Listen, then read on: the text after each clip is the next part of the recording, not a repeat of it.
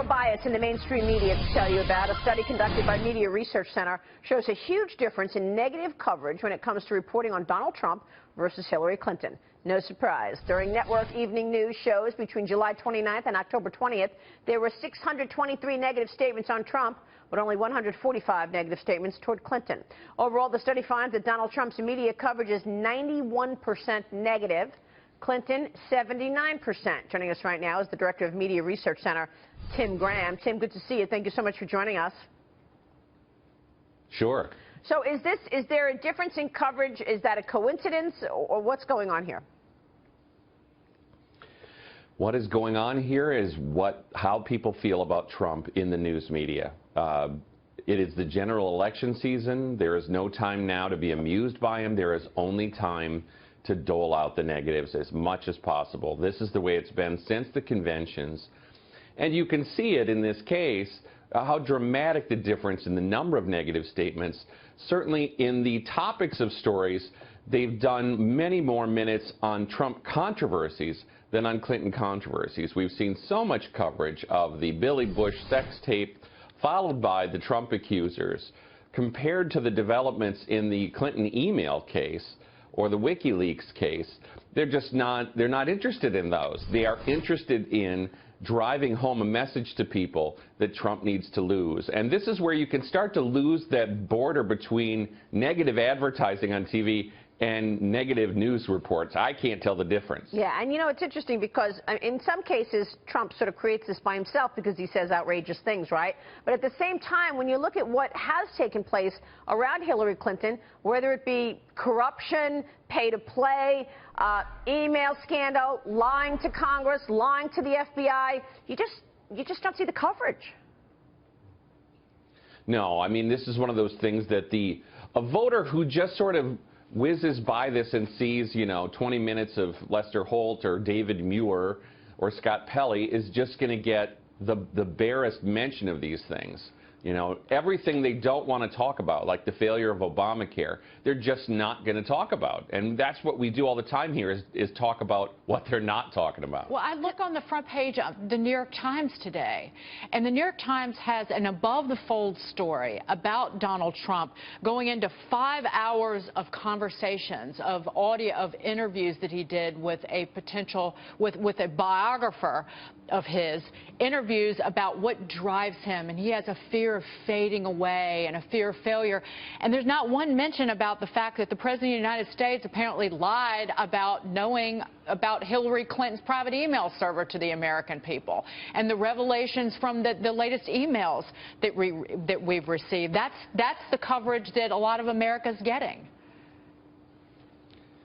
And it was announced there on the front page of the New York Times, where they put their media columnist Jim Rutenberg on the front page saying, how do you cover this dangerous bigot? Well, obviously, you cover him in a way to make him lose. And that's, I think, the New York Times has been very clear about that. When you put that not on the editorial page, not on the front page of Business, where Rutenberg often is, when you put that on the front page of the paper and say, we are going to beat you, I think we can all see that. I mean, you could argue, why are you guys even counting it? But you want to know that it actually happened. Morgan Ortega, it's no surprise. At the beginning of this campaign, the Washington Post told us we're going to put 20 reporters on Trump. They didn't say that about Hillary Clinton. Right.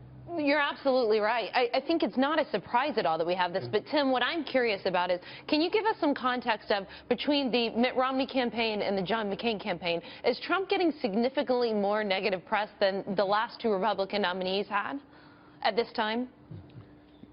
I think so. I think certainly the loathing was not as intense in those cases as it was here. In every one of these cycles, going back to when my first campaign in this job in 1992, they get extremely negative in the last month. They got very negative about George H.W. Bush, Bob Dole. George W. Bush, they broke the DWI in the last weekend.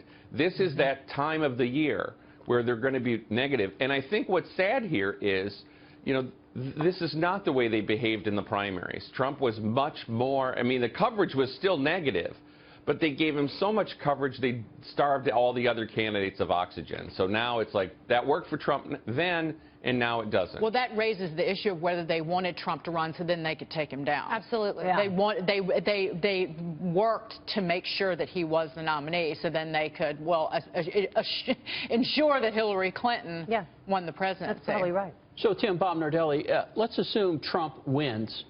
What will it take for the media to get behind the President of the United States and try to gain support to get things done, to get our economy back, to get certainty, to fix the Unaffordable Care Act? I mean, what will it take? What's your advice to the media to get this turned around?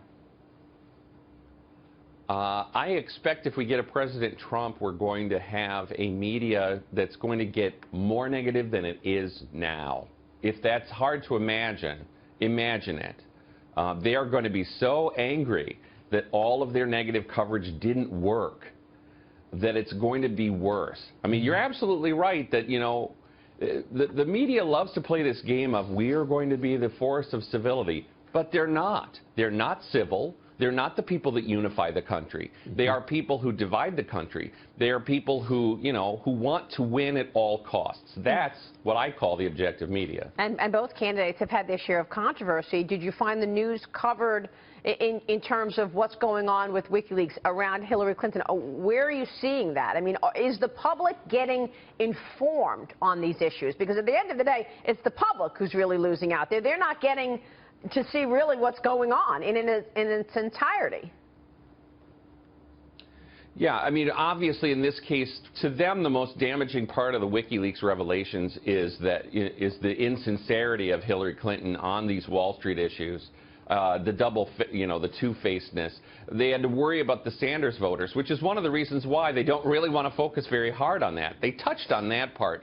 What was fascinating was how they would not talk at all about what the WikiLeaks emails show about their own just complete obedience to the Clinton campaign team.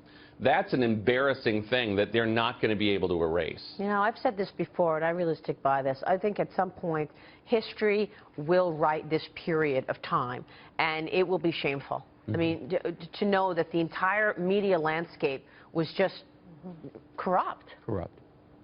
As corrupt as Hillary Clinton, or not? I don't know. I don't know if you can make that statement. But. I mean, Maria's been talking about corruption and collusion all morning, and I think that's exactly what we're seeing. It's in WikiLeaks. Tim, good to have you on the program. Thank you so much. Yeah, final word, Tim. Go ahead.